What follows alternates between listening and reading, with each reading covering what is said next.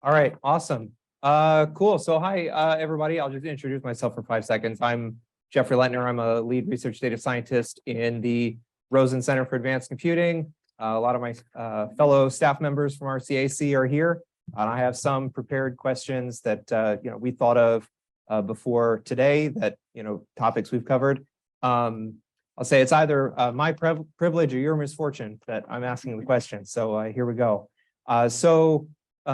First up, we have a couple of questions from George, our lead visualization scientist here in the Envision Center, around complexity of visual content integration, rendering, accessibility, security.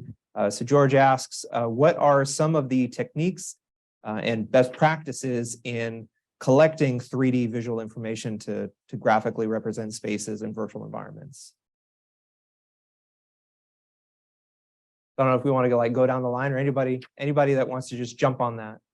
So from the urban front, this is of course an issue, like what's in your backyard, right? So for ground view imagery, which is often street collected, I'm sure Google must have answered this question because they go around and take pictures of the front of your house and buildings.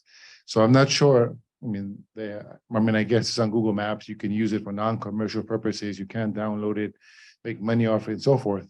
But I would kind of change or modify your question to, it might not be answered for a lot of 3D content like your backyard.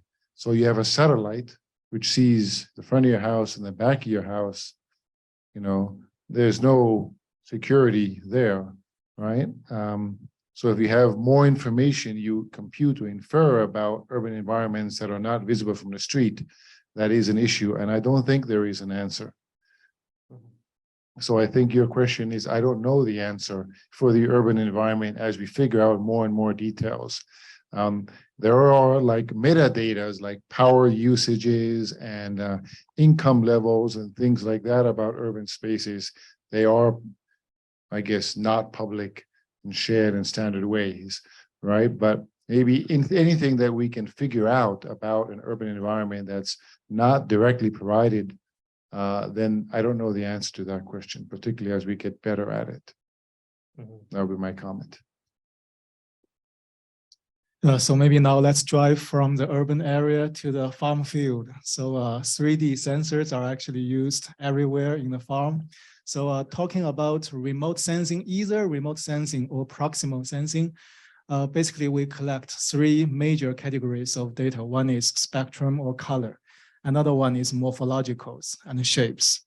So we use a lot of the LiDAR, stereo imaging, time of flight, any types of the 3D cameras to take the 3D images, the depth images of the canopies. A very typical application is, imagine if you fly the drone over carrying a LiDAR or the stereo camera, you can measure the height of the crops. So you can monitor how quickly the crops are growing. So this is a already existing technology.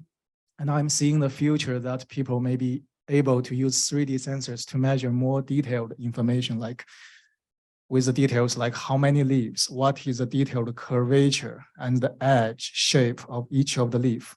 So we can do genotype to genotype comparison for the breeding purposes. And another very interesting thing is sometimes the color information and the 3D information could be combined. So for those of you who just attended my presentation, if you remember, I mentioned one major issue in phenotyping.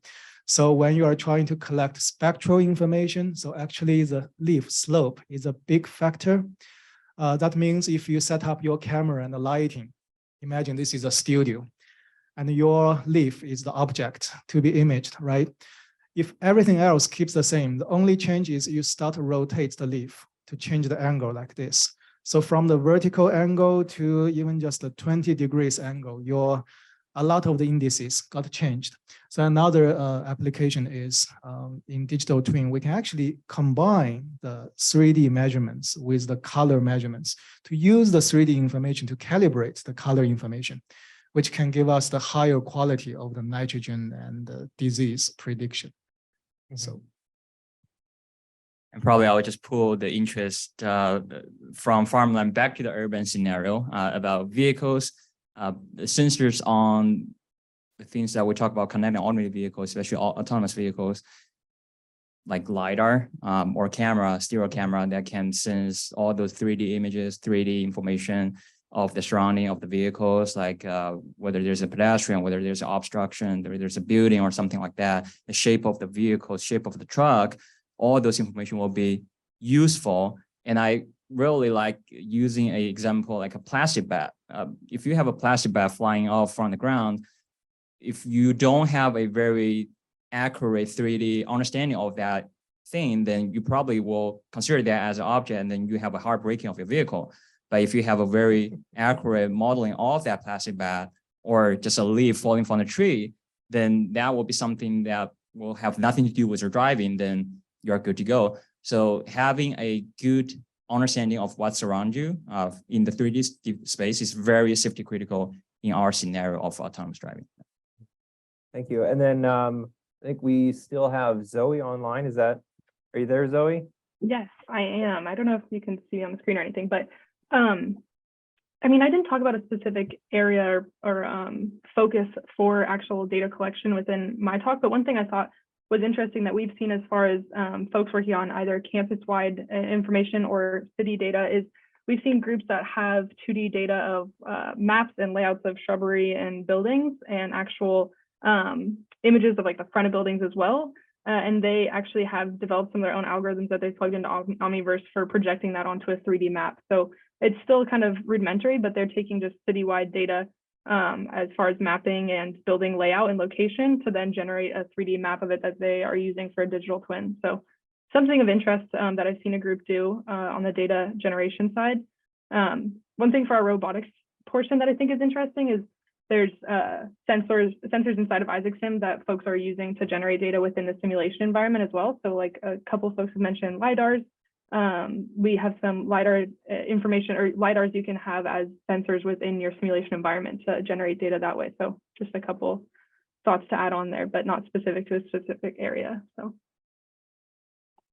All right. And then continue on with another question from George in a related vein here. As visualization and interaction technologies evolve quickly, there was some discussion on data standards and similar matters today. What standards and best practices can be followed to ensure both platform and data longevity, right? You know, as we move and prototype and simulate and do things rapidly and innovate, we leave ourselves behind.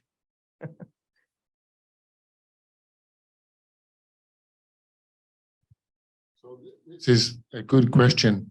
Again, I don't know the answer, but I can report that we're making use of some information, for instance, from the urban forestry world, where records have been kept for the last 30 years in some way of organizing them.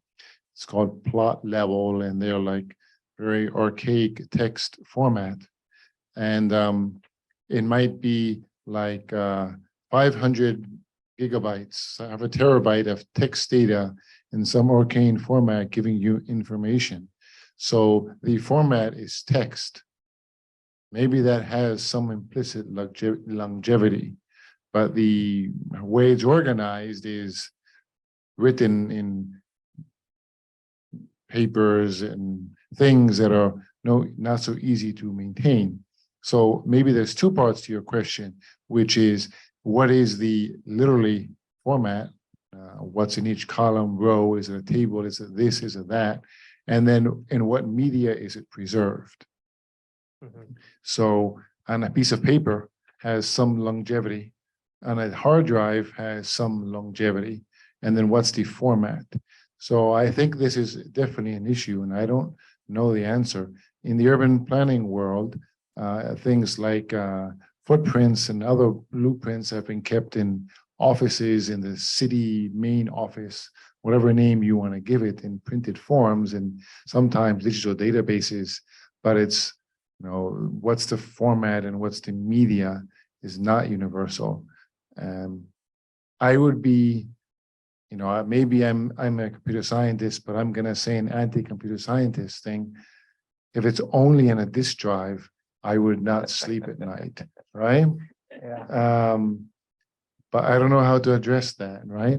Can we go back to a permanent medium? Is there one that we need to invent that's not paper necessarily? I mean, I don't know if that's a CD drive of the future or something that's not magnetic based, right? Maybe that is something to be discovered. And then a separate question is the actual how it's organized. But somehow you could always describe how it's organized, and that can change over the decades as long as you can describe it, it works. So I think those are two questions that we should think about. I don't know the answer. Maybe some of you guys, smart people from cyber infrastructure, have some ideas of what permanent media might appear. Shall we drive to the field and forest again? So I have a couple of thoughts to share. So for some of you, maybe you have this experience. Have you ever downloaded those kind of the app? So you can use your phone to take a picture of a plant outside in your backyard. And the phone can immediately tell you the species, which species it is. So there are existing apps like that. But I don't know how many of you realized some issues of those apps, because when you take an image of the plant, it doesn't really restrict you about the background standard. How long is the distance from your phone to the plant? What is the lighting condition? Because you could be taking the photo in the morning during the noontime, or maybe indoor in the greenhouse. You know, in the greenhouse, we use sodium or the mercury lights. They have totally different color lighting conditions. And that will actually change the standard of your image a lot.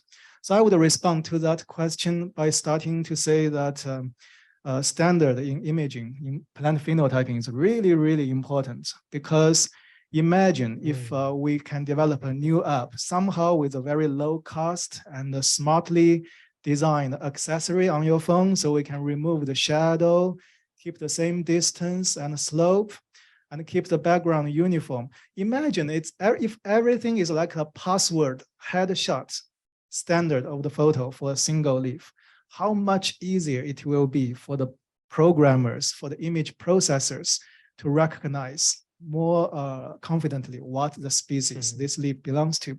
So these are a lot of the potentials. Only by bringing up the standard of the standard, we could do much more, much better in plant phenotyping. So this is one point, first point I want to share. Another second point is, of course, the collaboration. Because today I talked about Purdue has constructed a lot of the phenotyping facilities. And we have other universities like University of Nebraska-Lincoln, which is another national leader in phenotyping facilities. And we design similar but different phenotyping facilities. And sometimes, you know, I actually just visited Nebraska, and we talked a lot about how to combine our data set. You know, for any of you who did the deep learning, you know, the bigger and the bigger data set is always the most important thing. So we talked about how to combine the Purdue data set and the Nebraska data set. And one of the challenges definitely standard, because if you use different cameras, it's very difficult for you to combine. And some of you may bring up some very simple to do solutions, like, you know, when people fly the drone over, you usually see some of the references, the tiles people put into the field. So you can do, you know, green leaf divided by white reference, and you get the calibrated thing. So hopefully by doing that, we can remove a lot of the variances. But still, this kind of the white balance or the intensity calibration is just one of the probably 1,000 different factors which makes our different facilities images different. So this is still a challenge. This is my last point. My last point is, in the recent years, I observed that there is actually another solution. If, you know, making one standard is just one step to combine things together, but if this is the best we can do, but still we have some problems with the different standards, Recently, I observed some of the deep learning kind of the models, which can learn, okay, for example, from our greenhouse imager to the field imager. They can actually learn what is the common features shared between those facilities and what are the differences between those facilities. Those models can learn that, and then you can apply those models to remove the different parts between the two different standards, and then still allowing the different people to share and reuse. So I will stop there. Yeah, no, that was great. It's a really important point, not just like the standard itself, but something akin to, standard temperature and pressure, right? It's like, what's the context in which we're talking about this particular thing?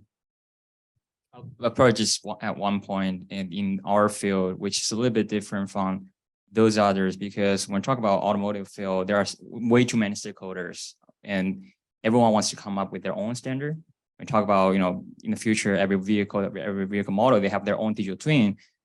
How can a Toyota digital twin talk with a Ford digital twin, talk with a GM digital twin, right? They don't necessarily want to share their data with you guys.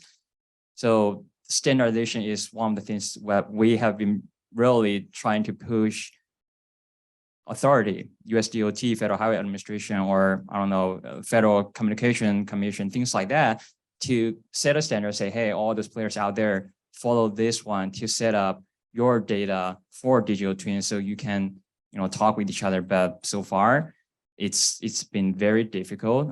During the past 2 decades, there has been a huge debate about the standard for communication. How does one vehicle talk with each other, whether it's Wi-Fi based or cellular based? Even for that single thing, there has been 2 decades of debate. So I can't easily imagine that for a standard of data in the future, that's going to be a lot of debate from all those stakeholders. Yeah, so it's very challenging. What do you think the conflict is between the different commercial stakeholders in terms of something like that, like trying to what would be the resistance to a common protocol? So say for instance, company A, they have been investing billions of dollars for the past 10 years in a certain standard. And then suddenly the authorities say, hey, let's embrace another one. Then probably all those other players, they will, hey, we are on board, but that big player, they will resist. They will keep promoting their own standards. So, here's a conflict, right? So it's happening all the days in automotive field. Different companies, they get to a cluster, they are a group, and then some others, they are a group, and not just the OEMs, but also the tier 1 suppliers, tier 2 suppliers, and all those other companies. So it's very, very challenging. Absolutely. And then Zoe, if you have something you want to add to that. Yeah, I have one thing to add. I guess at a small scale, our goal with USD, as far as having industry collaborators move their 3D data to that file format, is to make it more broadly accessible for other folks using it. And I think we see that on the research side quite a bit, is once we get folks utilizing USD file format, there's more collaboration easily done across different 3D applications. So while it doesn't address certainly all of the concerns that have been voiced so far on the panel, I think it is a pretty good first step as far as like democratizing 3D data for folks who have already had it in one format and are looking to make it more open source and available to others. So I think it's helped at least on our end get adoption from people who already have 3D data in different formats that are maybe incompatible with one another. USD has provided one kind of open source way in which they can integrate more easily with each other and just move forward on projects that collaborate between different 3D data types. So yeah, it definitely doesn't address all the concerns, just one small thing that I know everyone's probably annoyed of hearing me say so far. Yeah. All right, so moving forward, we have a few questions from another staff member in our CAC, Rajesh, who's a prominent research scientist in our CAC. And Rajesh asks, what are some of the upstream challenges you currently face? For instance, how do we get one of the bigger challenges with building a digital twin and actually putting that into production is and having it be effective is, how do we get enough real world data to be able to construct a digital twin? So I know that probably has that manifests differently in each context here. I guess maybe I would start with, maybe it's a philosophical question, right? Do you want to capture everything, or do you want to infer significantly? So I was thinking for the agricultural case, right? You actually want to capture every single leaf of every single plant, and that's your objective because there's a benefit to it, which there might be. Or do you want to become smart enough that from fragmented observations, you can figure out what is every single leaf of every single plant, right? So those are not competing, but two sides of the coin. So in our work with my collaborators, we've been assuming we're not going to capture everything. We're going to capture what we have and what we need to generate everything. So that means that what you actually have to store to speak is less, because you don't need to capture everything. You just need to be able to generate everything and use AI, smarts, intelligence, research to infer the rest. So that might have an implicit compression, right? You could ask really funky Kolmogorov complexity questions about what's the fundamental number of bits and complexity of a building, of a city, of plants, right? And how many bits and bytes do you really need to be able to recreate it? Those types of questions, which then relates to compression. So maybe you only need, n bytes to be able to reconstruct, P plants. And that ratio is important. So I would advocate that capturing everything densely is probably not the way to go, but to capture what you can and infer the rest, which makes it be less demanding on your resources. Not to say that the number might not be small, right? But still, it would be less. And again, and we're saying, and there is, of course, the balance of time versus space, right? So if you capture everything, that might be space, and I don't know, of less time, but it's a different trade-off than if you generate more and store less. So one more last comment. In the 90s, there was this researchers who said they want to do fractal compression, find out this imaginary equation, like the Mandelbrot set would, have one little equation and would generate this beautiful thing. And then they would compress data using a similar complex numbers. This never occurred, right? This would be like 1,000,000 to 1 compression, right? But in some sense, this generative logic is going towards that, where we have less actual data and we generate the details. So it might be that is really the way that we get more information, almost like infinite resolution. You can zoom in on the Earth, continent, country, city, house, plant, leaf, atom, not by actually having scanned every single atom and all the quarks inside it, but by having the generative process modeled. Instead of that's not lossy compression, that's generative compression.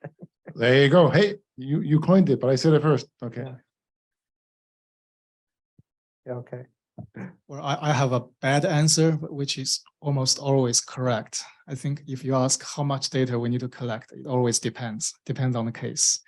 So back to agriculture, I think sometimes if the question is very simple, you really don't need a lot of data. So let's say if you want to distinguish between very dry leaves and very healthy leaves, or very nitrogen deficiency leaves compared with healthy leaves, we're basically talking about green versus yellow, right? And in the digital twin, green color versus yellow color, it's a very, very simple model.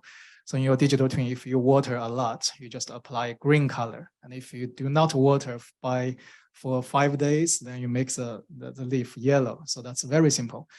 But then if you go down to the next level, nitrogen deficiency, for example, could be caused by lack of fertilizer, but it could also be caused by other nutrients. So when the plants are lack of phosphorus or potassium, actually that impacts the capability for the plant to absorb nitrogen. And that kind of nitrogen deficiency looks different from fertilizer, lack of fertilizer type of the yellowness. So different types of yellowness And also, when the plant is lack of nitrogen, if you look at different genotypes, they actually have tiny little different patterns of the reactions. It's another level. And then even if you can build a more fancier digitwin to capture that genotype to genotype difference, you realize that model doesn't work. If the model is built from the field, then you realize it doesn't work in the greenhouse because the greenhouse plants look so different from the field. And then the Illinois plants look very different from Iowa, from Indiana, and different seasons, different stages. So if you really want to have the complementary agriculture system, I think that data requirement is just huge. But I think as agriculture engineers, our job is to listen to the customers, what questions you want to answer, and we try to tell people what's the scale of the image that will be enough so we can afford that resource. Just one very simple point, and in our context, traffic environment is very dynamic. I mean, you don't necessarily say data is good enough. You always need more data, and that's why so many people, they put their vehicles with prop sensors, camera, lidars, and just send those vehicles around and collect more data so they can reconstruct all the things in the digital world, which is still not good enough. People are trying to use their own simulators to simulate all those different algorithms. They want to simulate Illinois traffic, Iowa traffic, Indiana traffic, and then they just find out everything's changing. There's a new construction zone. There is a new crash that happened just yesterday, and you cannot, based on the data you collected last week, and then you cannot model the behaviors that is happening today. So, it's again a challenge that, how much data is good enough, and the answer is always more data is necessary in our field because it's such a dynamic, changing field. Yeah. Mm-hmm. And then specifically in the context of, autonomous vehicles, we've already sort of, it was brought up at least once, this problem of data locality. There's sort of an infrastructure challenge here with, it's in potentially, not literally infinite, but, comparatively infinite repository of both contextual, historical, and things like weather data available at a distance over a network versus locally on vehicle, and the types of things that you would be able to do with additional data if only you could store that sort of at the edge on the vehicle. Yeah, so storing everything on your vehicle is a bad idea, right? Because it's gonna eat up all your onboard, computing resources, storage resources. So we only transfer those models that are learned from those data and then to other vehicles. And again, we are interested in all types of data, as you mentioned, weather data, traffic data, the road type data, surrounding driver data. More is always appreciated. And if you compare with our traditional driving, where we don't have any autonomy, we don't have any connection, we can still drive. But what if you have information that is 2 miles down the road? You'll be much more informed. What if we have information that is during the past 10 days or so, what is happening during this segment? You will make even more informed decision. So again, all those different modality of data will bring more possibilities of your driving experience, and getting more is always good. Then Zoe, I don't know if there's a particular direction you wanted to take this, maybe something to do with, I don't know, it would be nucleus and, challenges in how much data you can provide to, say, the robot gym, and trying to simulate certain sort of industrial manufacturing context, like if there's like a throughput challenge there. Yeah, I think that like everyone has mentioned, that not having enough data is often the limiter to getting these digital twin projects up and started. And one thing that has been a focus for the Omniverse team recently is these 3D sim ready assets. So building the library that is shared amongst all Omniverse users for just more USD assets that they can put into their simulation. So it's not going to cover everything But if you're working in a factory floor plan, for example, they're trying to add more assets that are built in and ready for you to use that are something you would see in these common situations. So that's one place in which they're trying to address the kind of limitation of data that folks have. But I think in general, we hit a stopping point more often than not with these types of digital twin projects, simply because we don't have enough data from the folks we're working with. So it's definitely an issue as far as ongoing work with digital twins that our kind of 3D content creation team is focusing on making more open source assets, making them useful to the context that we're seeing digital twins in most commonly. So like the factory floor plan. All right, and then in the interest of time, we'll jump ahead to the crystal ball prediction question at the very end. What do you see as the key challenges and opportunities in the next, say, 5, 10, 30 years for digital twins in your particular domain? Is maybe speaking towards, the fidelity or performance or efficiency or anything of that nature. Challenges and opportunities. So I can begin with a comment, which is about adoption or believability, right? So we're geeks, we might believe it, we might develop it, but even if we do, that's not answering how your average Joe or Jane will adopt it or make use of it. I can imagine in the car scenario, maybe the deployment is, if it's somehow inside your car, somehow, whatever this means, is more implicitly deployed. In the agriculture scenario, I'm not sure, maybe if you're the farmer, but I'm not sure if the average, how I was going to ask, which I didn't when you talked, how well will the farmers receive any of these digital informations? And I was saying the same thing in the urban case. We've been involved with a few, so I'm on the geek side, but I collaborate with people in the actual urban context side. And there's been times when things have been tried to be deployed to a city, but politics and budgets at the city scale dominate the issue, not necessarily the algorithmic beauty of the solution. So I think the deployment and adoption is a key aspect. Maybe the digital twin can help that. Visualization, of course, a picture is worth 1,000 words. Maybe that's a key aspect. Maybe support by NVIDIA and the industry, making this a more standard deployment mechanism. Maybe that is the case, but I'm not sure. That would be I think, a common question, how to convince the audience to adopt and use this. I can respond to that comment in agriculture. So it's actually a shame. So we have been talking about digital agriculture, precision agriculture, smart agriculture for so many years. So many papers are published, but farmers are really not using these technologies. That's the truth. That's a reality. When we talk about, using remote sensing or proximal sensing sensors to try to predict nitrogen, for example, so many papers.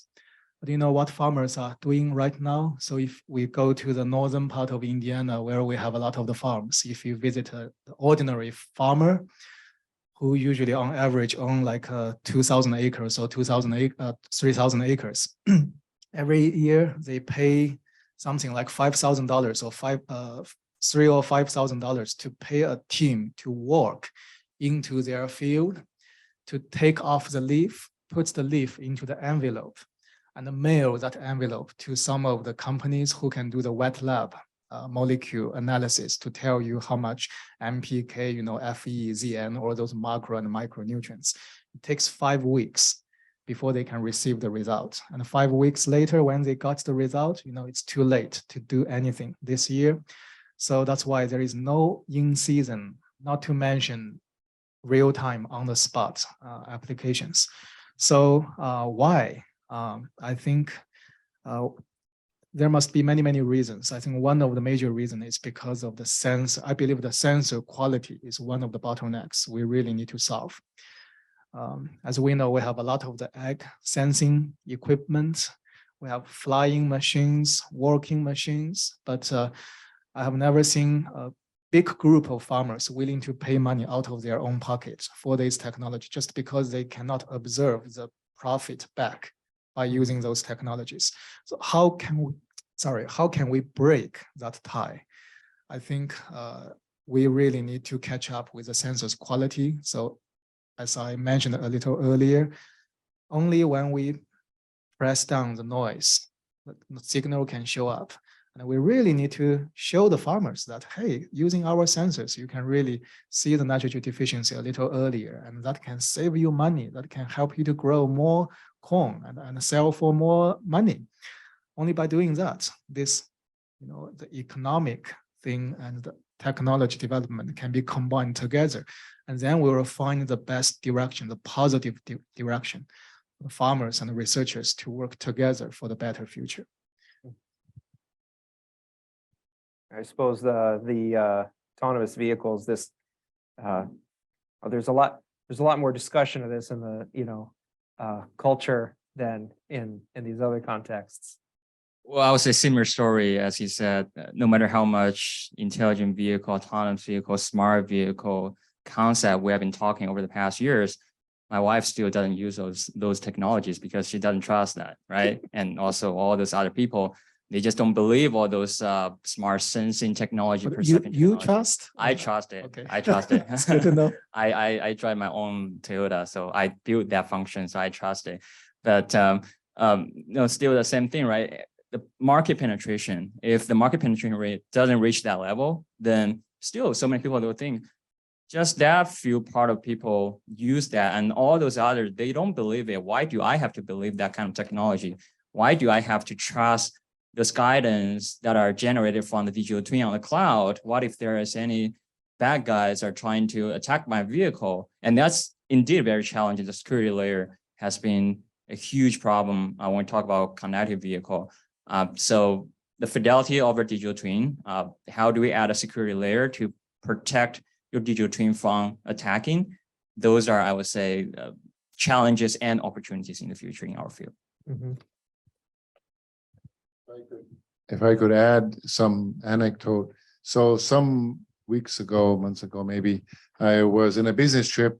I rented a car, and they happened to give me a pretty newish car full of sensors and automatic stuff. So when it was nighttime, I had to go from city A to city B, and I said, okay, let me try this. I turned on all the flashing apparatuses, and there I drove at nighttime with all these sensors on, and for 15 minutes. And I was like, my stress level was probably pretty high, right? Because I was believing all these things. Then I consciously said, okay, now let me turn them all off. And I drove the old-fashioned way. I was calm. I don't know I'm a computer scientist. What does this mean, right? I'm weird, or is there something else here? It's something that we're working on, right? Human autonomy teaming. You don't get used to this teaming concept, so you still, being I would say a moderator, a person who moderates this, but you're not collaborate with the system, so you don't trust it. And you pick a wrong time, right? During the nighttime, you pick that thing. So, and during this city driving, it's also more complex. If you drive that, probably, I don't know, during Saturday noon and around here, then probably it's much easier. Yeah. But still, this whole trust thing, it's a big challenge in our field. Yeah. Mm-hmm. Yeah. I would imagine probably a long way to go for systems like that. There's other contexts in our everyday lives in the 21st century where we seem to have collectively developed this sense of trust with the technology that we're using. And it's going to take a lot of personal experience by a significant, portion of the users before you sort of achieve that. Yeah. And then take us home, Zoe, if you have thoughts on key challenges and opportunities in the next 5, 10, or maybe 30 years. I suppose in this context, it would be around tooling and technology to support digital twins. Yeah, I think an issue we've already seen as far as building Omniverse as a tool you could use to build digital twins is the amount of work people are interested in doing is so broad that building a tool set that actually covers all of that is extremely difficult. And that's why we've tried to highlight the fact that it requires development work to build these digital twins on the Omniverse platform. I think we kind of rushed into thinking we could cover all these digital twin use cases when in fact it's really obviously hard to do that with a single software set. But the place I'm most excited to continue working with digital twins, and I think that kind of avoids the public scope a little bit because it's focusing just on researchers, is bringing like scientific visualization and different research groups to using digital twins. We use the fusion reactor as a single example, but they already have a lot of data. They're already running simulations in some form or another, and building out digital twins that then interact in real time with those kind of systems they're already using is something I think makes a lot of sense as far as the digital twin goes. And we've seen a lot of success from groups doing this relatively quickly, which is usually not the case with digital twins. So I think that's what I'm the most hopeful for in the next couple of years, is seeing groups that are doing a kind of traditional simulation, not utilizing a real-time digital twin, bringing out the digital twin and using that to advance their research is definitely something I'm interested in the next couple of years. Awesome. Okay. That's it.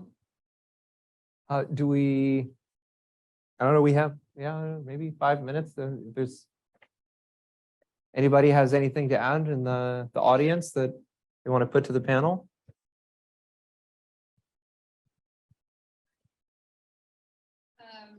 So you guys are all researchers, and I assume know your stuff.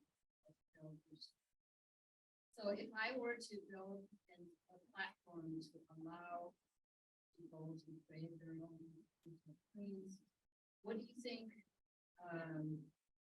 What are the tools that you see as relevant to the debate?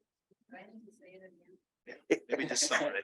I was working real hard on like restating that. So I'll Okay. let you do it. So I was asking the question about, these are experts creating digital twins. What about if I were to create a platform to allow new researchers who are new to this field to start creating their own digital twins? What are some of the tools and what kind of platform you think would be a starting point?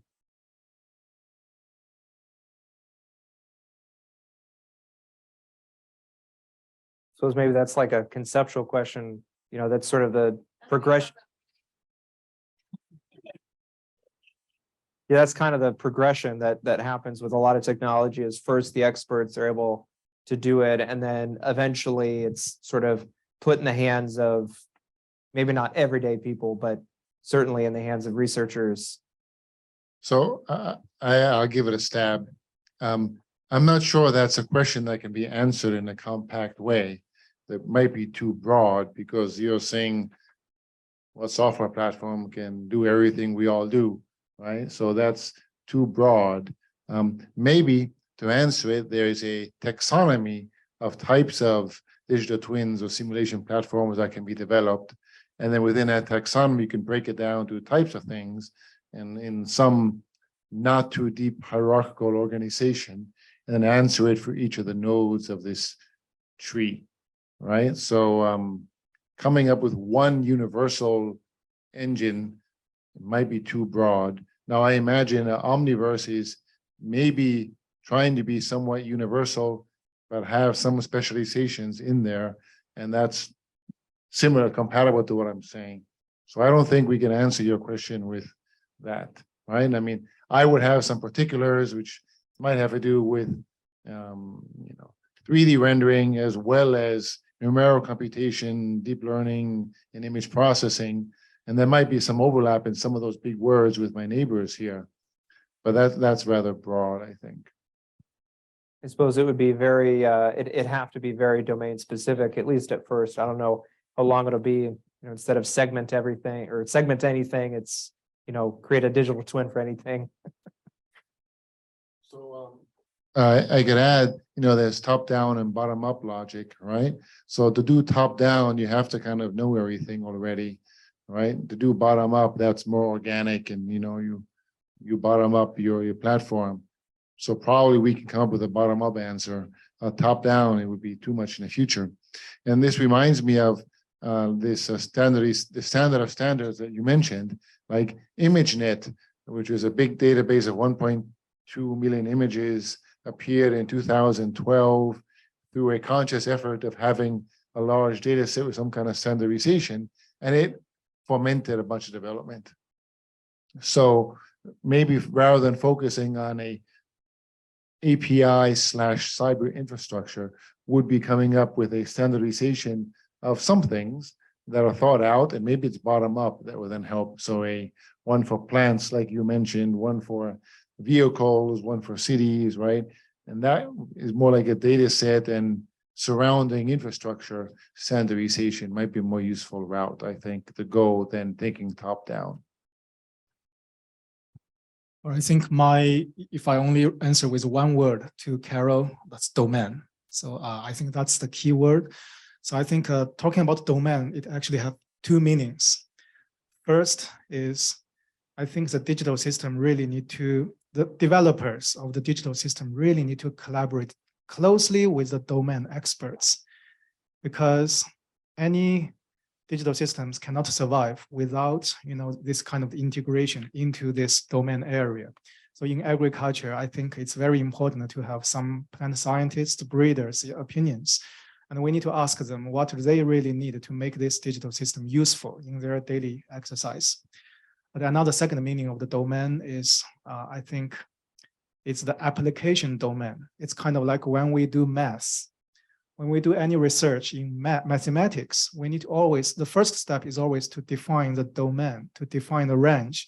Within what kind of the domain are we doing this research? I think this is probably important for building a new digital system as well. We just need to define who are the users, which locations are at which locations people are going to use this digital system.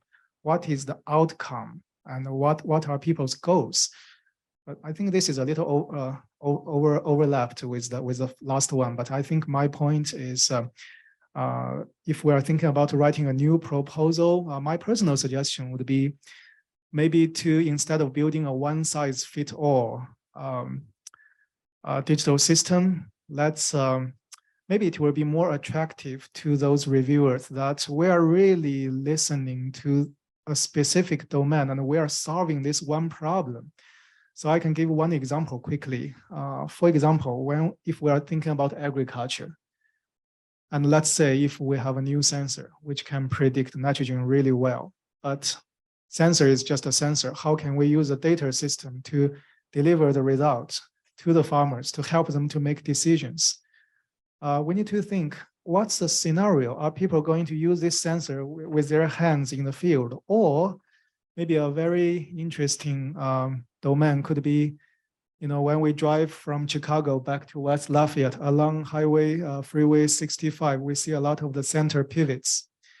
So actually for precision agriculture, the center pivot could be the first step, because everything is set up. We could have cables ready, electricity ready, and the gantry ready for setting up all the actuators, the sprayers, fertilizers, and the sensors integrated together. So that could be a perfect scenario. And for the whole United States, when we fly the airplane from the West back to the Midwest, in those drier areas, you see the circles on the ground. Each circle is one center pivot. So with a big enough, like such a center pivot kind of the scenario, what are people thinking about? What's the current scenario? What are the current challenges? And if we can use digital system to solve that, that could be a good entrance direction. So, and very shortly, my take on this is, having a end-to-end data flow or data framework is probably more important than a specific tool. You have to ensure that your data can flow from the physical world to the digital world and then back to the physical world in a short period of time, no matter what kind of tool that you're using. And I will leave it to Zoe for Omniverse or other tools. As long as there is a data pipeline that ensures this whole thing, then that digital twin will be helpful for your research. Yeah, I don't have too much to add here, honestly. I think that's the number one challenge that Omniverse is attempting to solve, and it's obviously still in early stages, but it's certainly not going to cover every use case. And I think that's why we're kind of honing in on specific places with industry partners to utilize Omniverse, because I'd be misguided if I said that it was a solution to every single problem that you're trying to solve with digital twins. It's just trying to streamline a comprehensive workflow of bringing in 3D data from different places, bringing in your own physics modules or your AI surrogate models, and then having a digital twin from there. So I think the goal long-term is to make this more comprehensive for all digital twin examples, but certainly early stages. And I think there's a lot of growth still to be done there to make sure that that works across different industries or different types of digital twins. All right. All Here's right, the well, bell. Thanks, everyone, and thanks to the panel for staying longer than we anticipated for this great discussion. So thanks everyone here as well for joining us. Thanks, Zoe, for connecting remotely and talking to us about Omniverse. Thank you for having me. Thanks so much. Have a good evening. Thank you, guys.